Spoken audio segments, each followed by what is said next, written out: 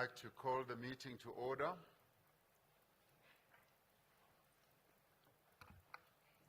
And welcome you all. Your Excellency President Lula da Silva, President of the Republic of Brazil, Your Excellency President Vladimir Putin,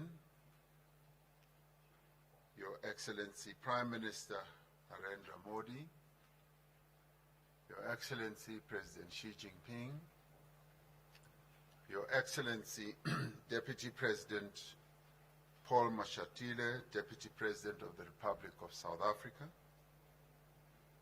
Your Excellency Dilma Rousseff, President of the New Development Bank, Chair of the BRICS Business Council, Ms. Busi Mabuza, Chair of the BRICS Women's Business Alliance, Ms. Lebogang Zulu, Honorable Ministers and all guests here present,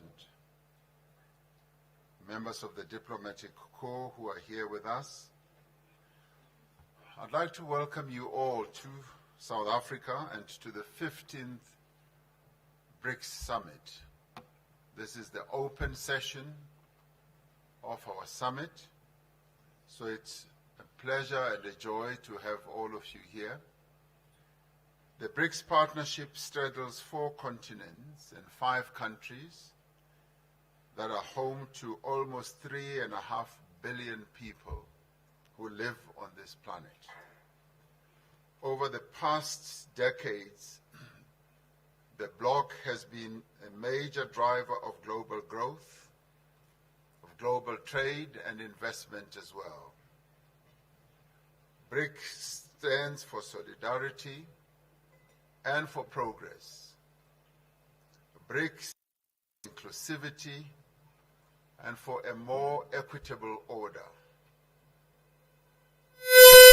BRICS also stands for sustainable development.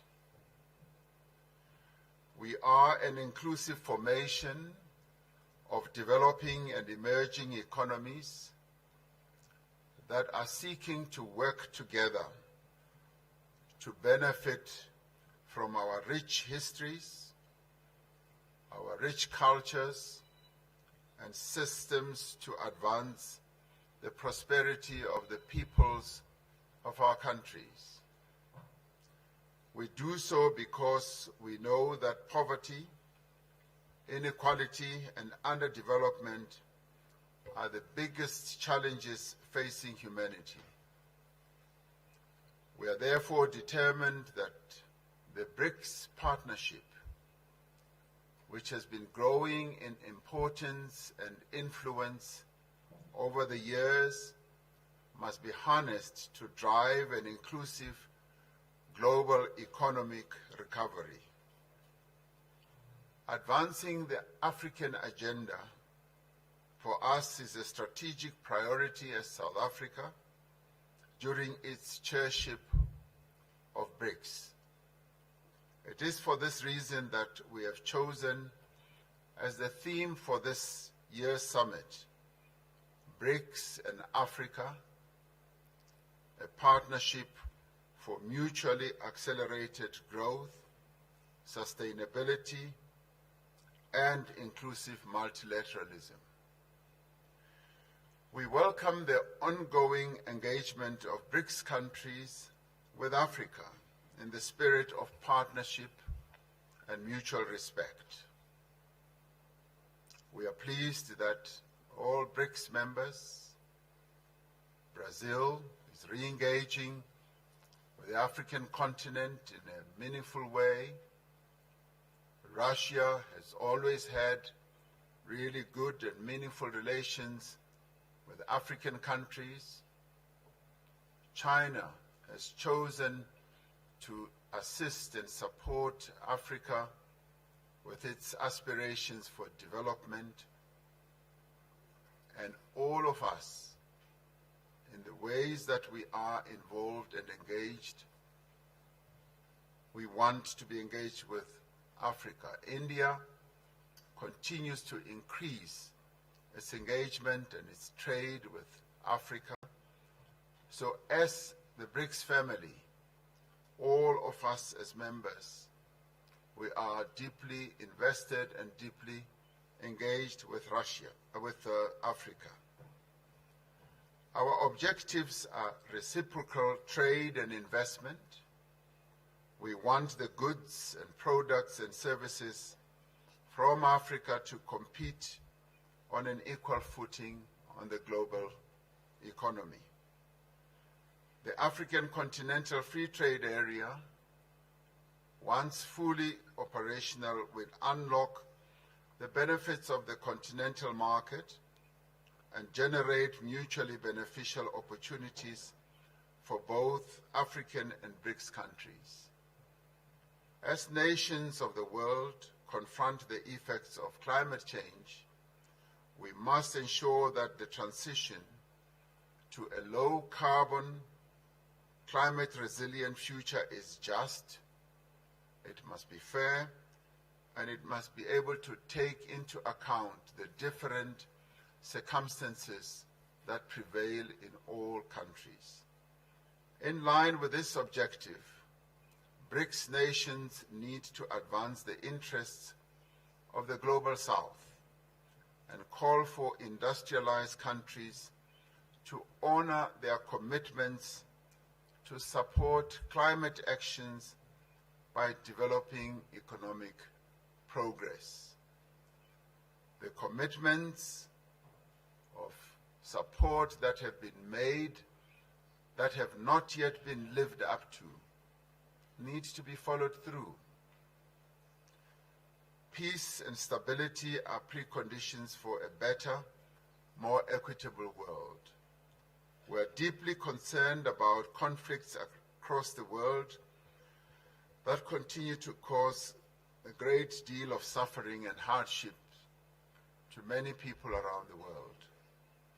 As South Africa, our position remains that diplomacy, dialogue, negotiation, and adherence to the principles of the United Nations Charter are necessary for the peaceful and just resolution of conflicts. We are concerned that the global financial and payment systems are increasingly being used as instruments of geopolitical contestation. Global economic recovery relies on predictable global payment systems and the smooth operating of banking, supply chains, trade, tourism, as well as financial flows. We will continue discussions on practical measures to facilitate trade and investment flows through the increased use of local currencies.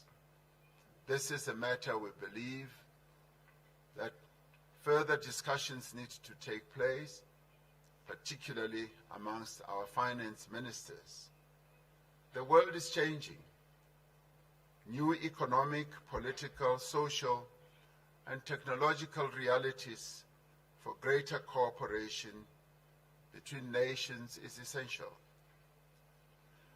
New realities call for a fundamental reform of the institutions of global governance so that they may be more representative and better able to respond to the challenges that confront humanity.